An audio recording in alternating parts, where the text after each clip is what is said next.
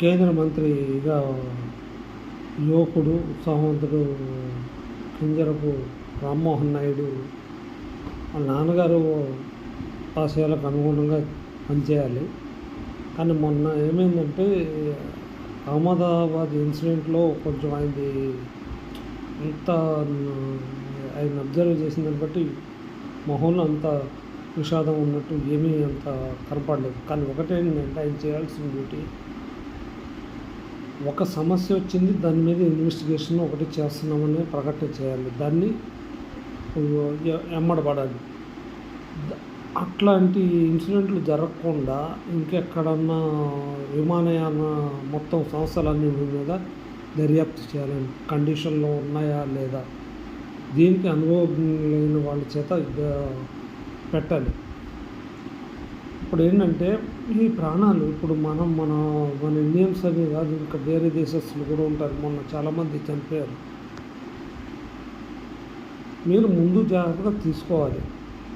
లేదు మనం ఈ కార్యక్రమం చేయలేము, ఈ శాఖ మనం నిర్వహించలేము అంటే మంచి వేరే వాళ్ళకి అప్పచెప్పాలి. ఒకటి ఇమ్మీడియట్గా మీరు వెళ్ళిపోవాలి. స్పాట్లో చేయాల్సింది ఒకటి, వాళ్ళకి ఇంత ఆర్థిక సాయం భారత ప్రభుత్వం నుంచి మీరు ఇప్పించాలి. అది ప్రకటనతో సంబంధం చేయకూడదు. ప్రకటన దాన్ని ఆచరణలో పెట్టేలా మీరు ఫాలోఅప్ చేయాలి. ఎప్పుడైనా పాపం వాళ్ళ కుటుంబానికి అంత కష్టం వచ్చినప్పుడు ఇండియన్ గవర్నమెంట్ మామూలుగా పరిమితం కాదు, కరెక్ట్గా వాళ్ళకి అండగా ఉంటుందన్న ధైర్యాన్ని మీరు విమానయాన శాఖ మీరు ఇవ్వాలి. మీరు నేర్చుకోవాల్సిన విషయాలు అది. ఇంకోటి ఏంటంటే ఇప్పుడు జగన్ గారు ఏదైనా ఇన్సిడెంట్ జరిగినప్పుడు ఎవరైనా చనిపోతే ఈయన అవుతారు.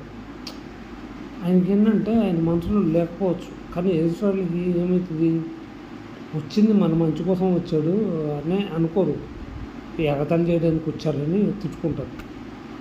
అందుకే ఎక్కడికి వెళ్ళినా దానికి తగ్గట్టు మెసులుకోవాలి.